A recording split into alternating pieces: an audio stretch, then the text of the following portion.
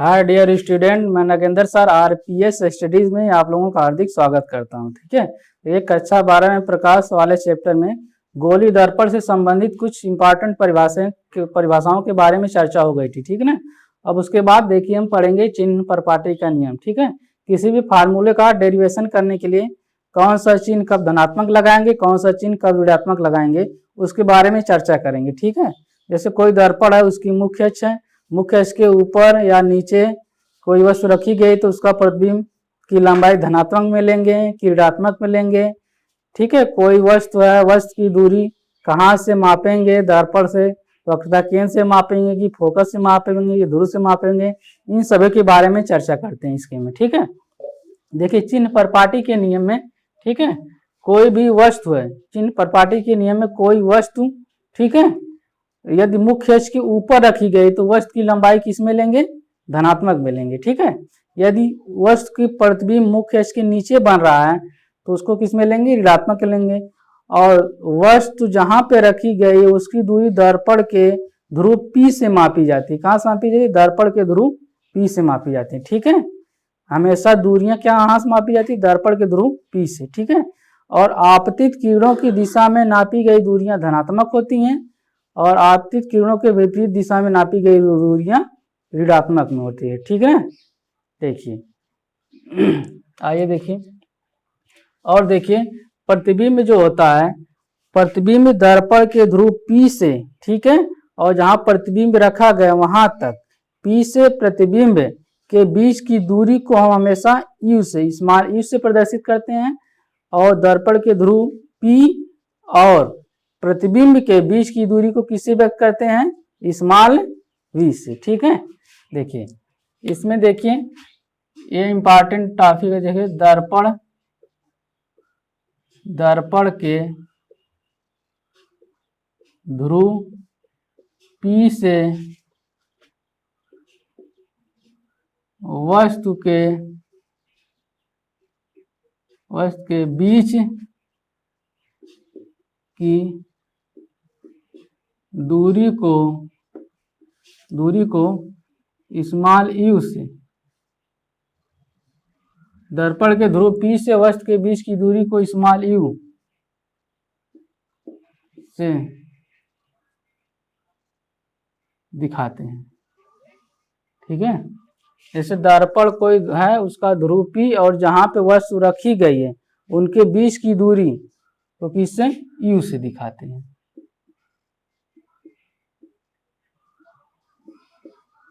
और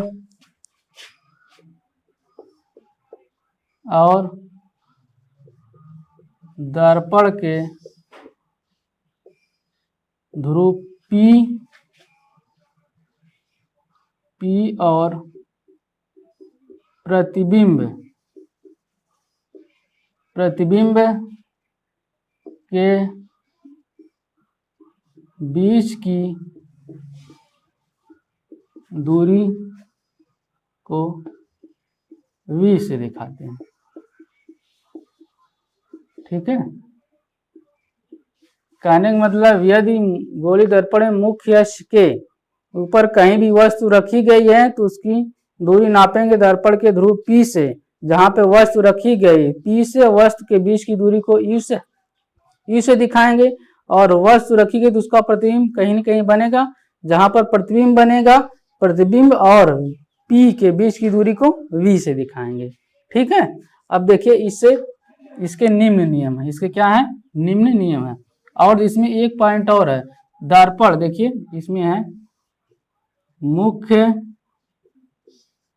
अक्ष के ऊपर रखी गई वस्तु की माप धनात्मक में लेते हैं, कहने का मतलब मुख्य अक्ष के ऊपर कोई वस्तु रखी गई है तो वस्तु कितनी लंबी है उसकी माप किसमें लेंगे, धनात्मक में। और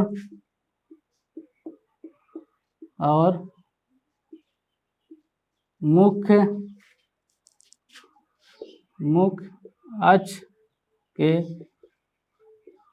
नीचे बने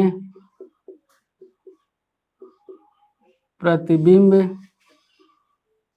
की माप ऋणात्मक में लेते हैं। ठीक है। और मुख्य अक्ष के नीचे उसका प्रतिबिंब बढ़ रहा है तो प्रतिबिंब की माप किस में लेंगे? ऋणात्मक में लेंगे। ठीक है। और कोई वस्तु मुख्य अक्ष के ऊपर रखी गई है तो वस्तु की लंबाई को O से व्यक्त करते हैं और उसका जो प्रतिबिंब बनता है प्रतिबिंब की लंबाई को I से व्यक्त करते हैं। ठीक है। वस्तु की लंबाई को O से व्यक्त करते हैं,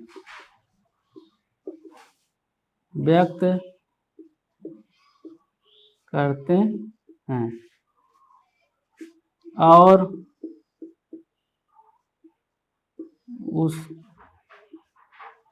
उसके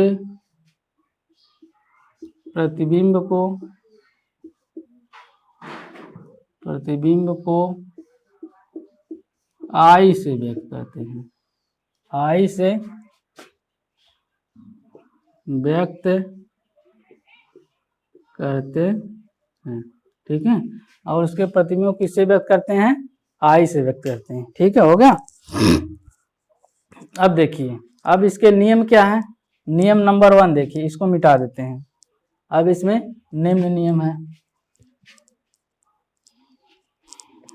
इसका नियम देखिए, नियम 1 हो गया, नियम मुख्यतः नियम। नियम 1 देखिए, जिन पर पार्टी के निम्न नियम है। कितने नियम है? निम्न नियम है। नंबर 1 देखिए, आपतित प्रकाश की आपतित किरणों की दिशा में। ठीक है। कोई दर्पण है मुख्य अक्ष के समांतर। ठीक है। पहली बात तो दूरियां दर्पण के ध्रुव से नापी जाती हैं। ठीक है। यहाँ लिखेंगे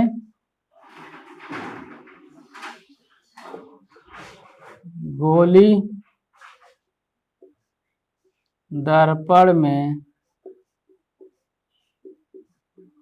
दूरियां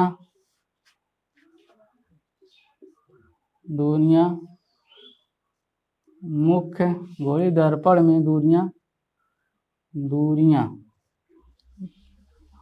दर्पण के ध्रुव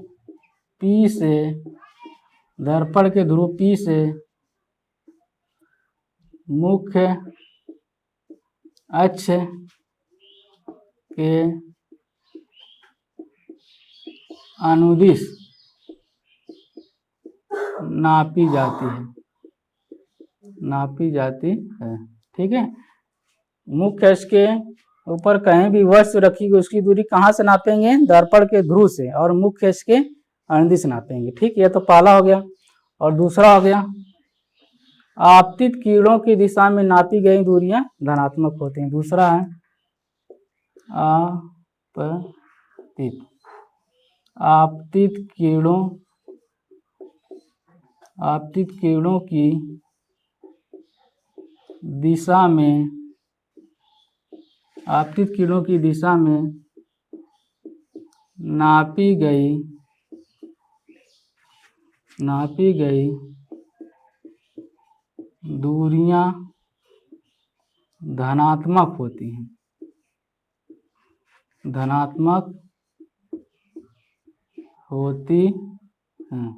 ठीक है, धनात्मक होती हैं। और तीसरा, आपतित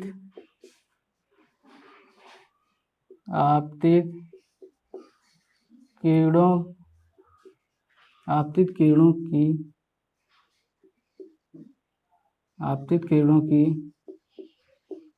विपरीत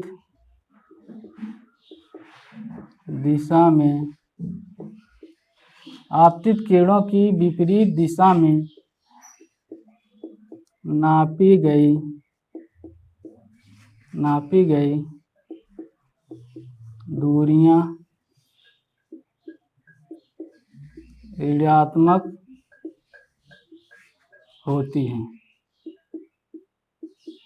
ऋणात्मक होती हैं। ठीक है, आपतित किरणों की दिशा में नापी गई दूरियां धनात्मक होती हैं और आपतित किरणों की विपरीत दिशा में नापी गई दूरियां ऋणात्मक होती हैं। ठीक है, और दूरियां हमेशा कहाँ से नापेंगे? दर्पण के ध्रुव से। ठीक है, और दर्पण के ऊपर कोई वस्तु रखी गई है। ठीक है, दर्पण के ऊपर कोई वस्तु रखी गई तो उसकी लंबाई धनात्मक मिलेंगे और नीचे रखी गई तो उसकी लंबाई ऋणात्मक मिलेंगे। ठीक है, और चौथा एक लिख लीजिए,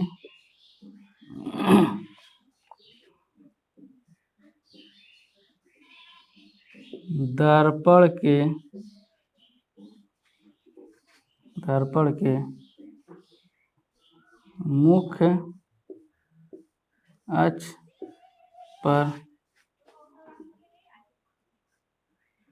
ऊपर मुख्य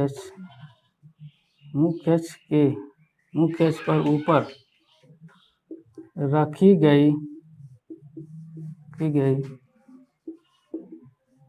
वस्तु की लंबाई धनात्मक होती है, धनात्मक होती है और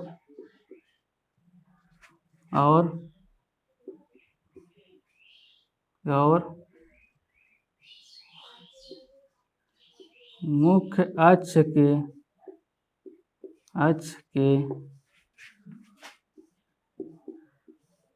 नीचे बने प्रतिबिंब की दूरी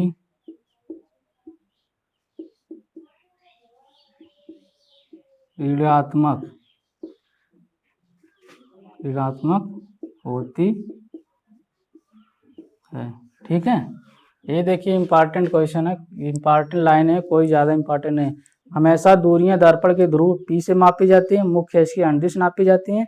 आपतित किरणों की दिशा में नापी गई दूरी धनात्मक और उसके विपरीत दिशा में नापी गई दूरी ऋणात्मक होती है। ठीक है, यदि मुख्य अक्ष के ऊपर कोई वस्तु रखी गई तो उसकी माप धनात्मक मिलेंगी, यदि उसका प्रतिबिंब बन रहा मुख्य अक्ष के नीचे की तरफ है तो प्रतिबिंब की लंबाई किस मिलेंगे? ऋणात्मक मिलेंगे। ठीक है, अब देखिए गोली दर्पण से प्रतिबिंब बनाने के नियम। अगला देखिए गोली दर्पण से प्रतिबिंब बनाने के नियम। ये मेन जो था हमने बता दिया। अब इसको एक फिगर की सहायता से समझ लीजिए, एक फिगर की सहायता से समझ लीजिए। ठीक है, जैसे मान लीजिए एक अवतल दर्पण हमने बना दिया,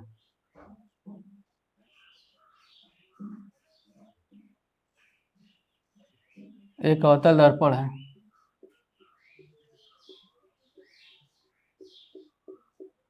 ये कौन सा दर्पण है? अवतल दर्पण। इसके उभरे हुए भाग पे कलई कर दे रहे हैं और दबा हुआ भाग क्या हो गया? प्रवर्तक हो गया, तो हमारा हो गया अवतल दर्पण। ठीक है, यह अवतल दर्पण का मुख्य अक्ष, यह इसका है P क्या है? ध्रुव। ठीक है, ये मान लीजिए F, यह C। ठीक है, ये देखिए किरण ऐसे जा रही है तो आपतित किरणों की दिशा में, आपतित किरणों की दिशा में,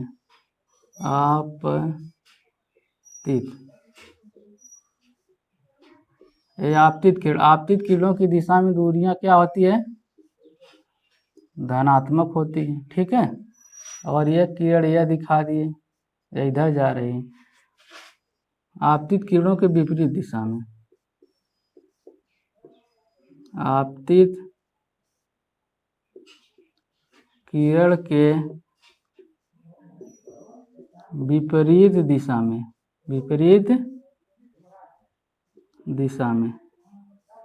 आपतित किरण के विपरीत दिशा में, आपतित किरण की विपरीत दिशा में नापी गई दूरियां किस में हो जाएंगी? ऋणात्मक में। कहने का मतलब दर्पण के ध्रुव P से दाहिने तरफ जो दूरी है उसको किस में ले लेंगे? धनात्मक में, और इसके बाएं तरफ दूरी क्या ले लेंगे, ऋणात्मक में। और दर्पण में प्रकाश हमेशा दर्पण के क्या, बाएं तरफ से डाला जाता है। ठीक है, देखिए यह इसका क्या है, मुख्य अक्ष। इसमें और एक चीज और नोट कर लीजिए, प्रकाश की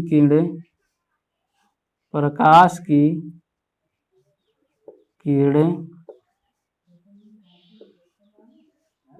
दर्पण में हमेशा बाईं ओर से डाली जाती है। प्रकाश किरणें हमेशा क्या करेगी, कोई भी दर्पण हो उसके बाईं तरफ से डाली जाएगी। ठीक है, यदि इसके ऊपर, ये देखिए मुख्य अक्ष है, यदि मुख्य अक्ष के ऊपर कोई वस्तु रखी गई, मान लीजिए AB, ठीक है, तो AB की लंबाई हम O लेते हैं, किसमें लेंगे इसको, धनात्मक में। ठीक है, यदि इसका प्रतिबिंब कहीं पे बन रहा है, मान लीजिए प्रतिबिंब यहाँ पे बन रहा है AB, तो इसकी लंबाई I मिलेंगे, तो इसको किस में लेंगे, ऋणात्मक में।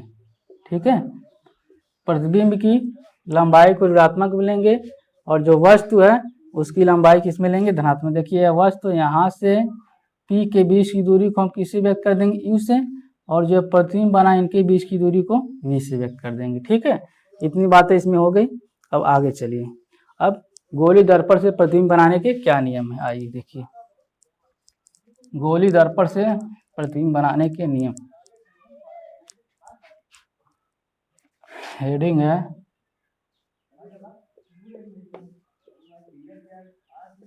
गोली दर्पण से प्रतिबिंब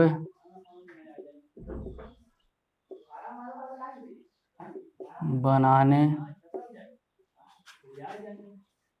के नियम। गोली दर्पण से प्रतिबिंब बनाने के नियम। देखिए गोली दर्पण से प्रतिबिंब बनाने के मुख्यतः 3 नियम है। कितने नियम है, 3 नियम। गोली दर्पण से प्रतिबिंब बनाने के मुख्यतः 3 नियम। ठीक है, तो गोली दर्पण से प्रतिबिंब बनाने के मुख्यतः 3 नियम। गोली दर्पण से प्रतिबिंब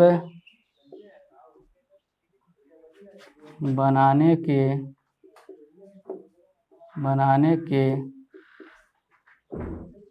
मुख्यतः 3 नियम है। मुख्यतः 3 नियम हैं। ठीक है, गोली दर्पण से प्रतिबिंब बनाने के मुख्यतः कितने नियम हैं, 3।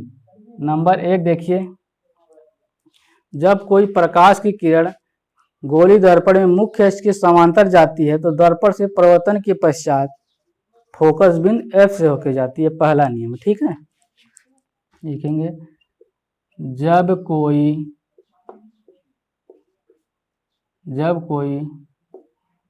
प्रकाश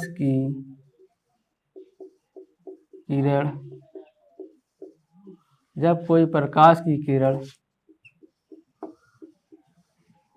गोली दर्पण में मुख्य अक्ष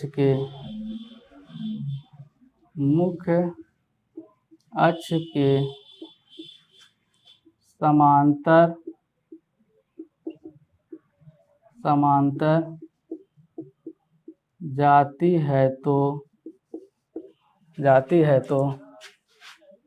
तो दर्पण से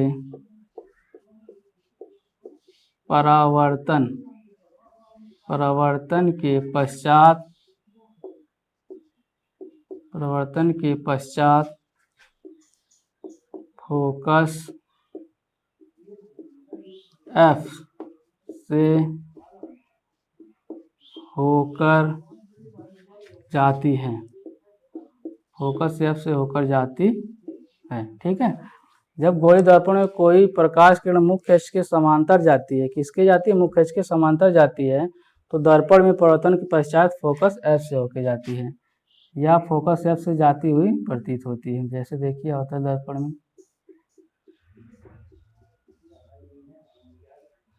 मान लीजिए M1 M2 अवतल दर्पण है, ये P है ध्रुव, ये F है, ये C है, यह इसका क्या है मुख्य अक्ष। ठीक है, यदि यहाँ से कोई प्रकाश किरण जा रही है, ठीक है, और बिंदु B पे टकरा रही, टकराने के बाद वह कहाँ से होकर जाएगी, फोकस F से। यह प्रकाश की किरण, प्रकाश की किरण, ठीक है, ये प्रवर्तन के बाद कहाँ से जा रही है, देखिए परावर्तित किरण, यह क्या है परावर्तित किरण। जब कोई प्रकाश किरण मुख्य अक्ष के समांतर जा रही तो दर्पण से टकराने के बाद फोकस F से होकर जाएगी, यह पहला नियम है। ठीक है, अब देखिए दूसरा नियम क्या है।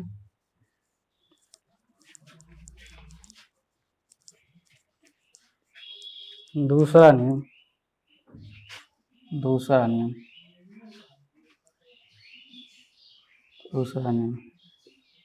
जब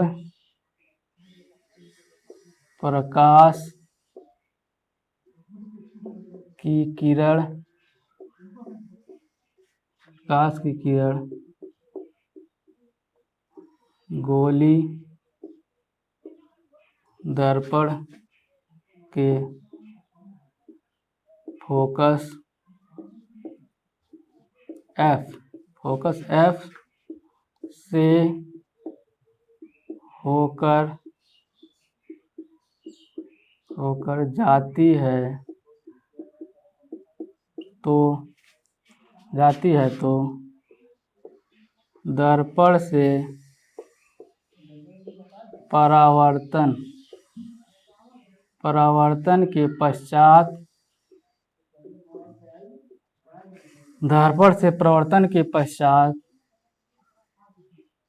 मुख्य अक्ष के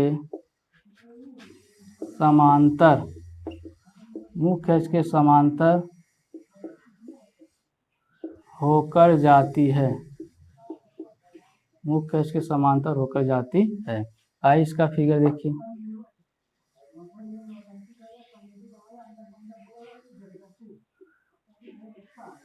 देखिए अवतल दर्पण हो गया, मान लीजिए M1 M2, यहाँ से यह देखिए इसका मुख्य अक्ष, यह ध्रुव P हो गया, F हो गया, C हो गया, यह इसका क्या है मुख्य अक्ष। ठीक है, यह हो गया मुख्य अक्ष। यदि कोई प्रकाश किरण देखिए फोकस F से होकर जा रही है, कहाँ से होकर जा रहे है F से, फोकस F से। ठीक है, तो यहाँ से बिंदु B पे टकरा रही थी, यहाँ से परिवर्तित होकर मुख्य अक्ष के समांतर हो जा रही है। क्या हो जा रही है मुख्य अक्ष के समांतर। यह देखिए प्रकाश की किरण है,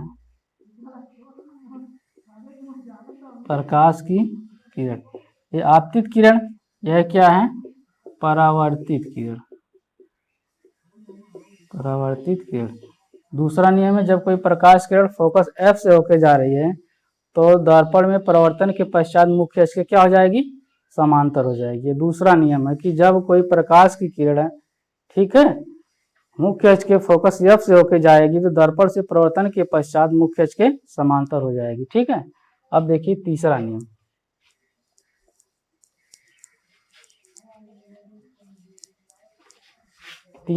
देखिए तीसरा नियम, जब प्रकाश की किरण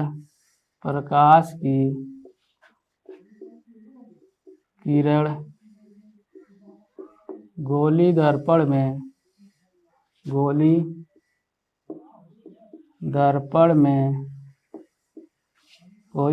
में वक्रता केंद्र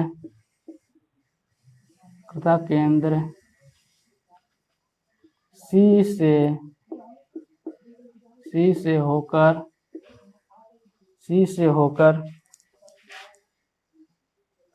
होकर जाती है तो दर्पण से परावर्तन के पश्चात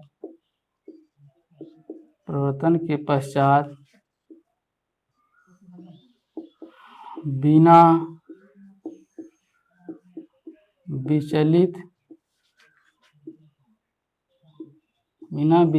हुए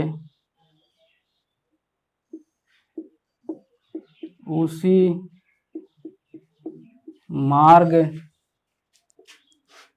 मार्ग से वापस लौट जाती है।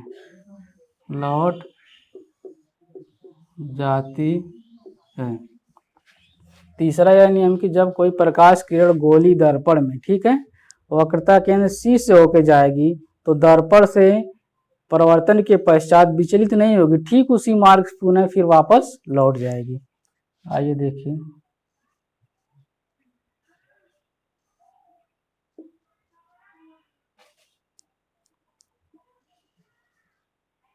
मान लीजिए M1 M2,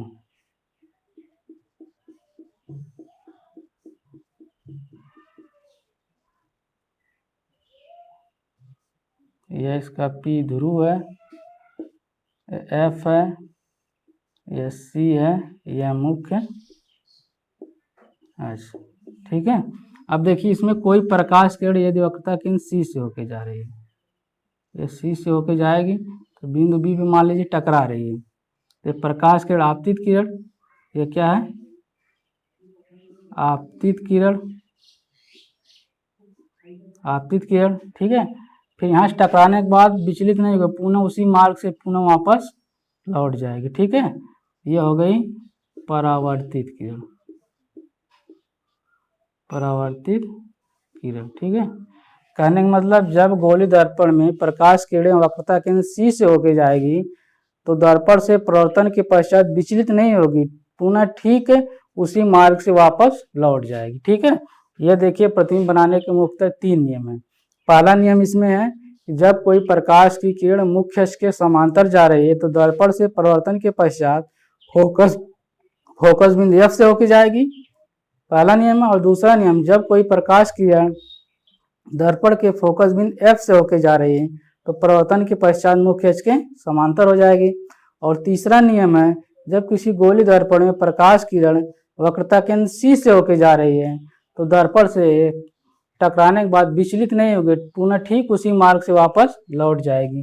जैसे जब कोई प्रकाश किरण गोली दर्पण वक्रता केंद्र C से होके जाती है तो दर्पण से परावर्तन के पश्चात बिना विचलित हुए उसी मार्ग से वापस लौट जाती है, ठीक है। अब देखिए इतना हो गया फिजिक्स में, अब इसके आगे वाला लेक्चर अगले वीडियो में। धन्यवाद।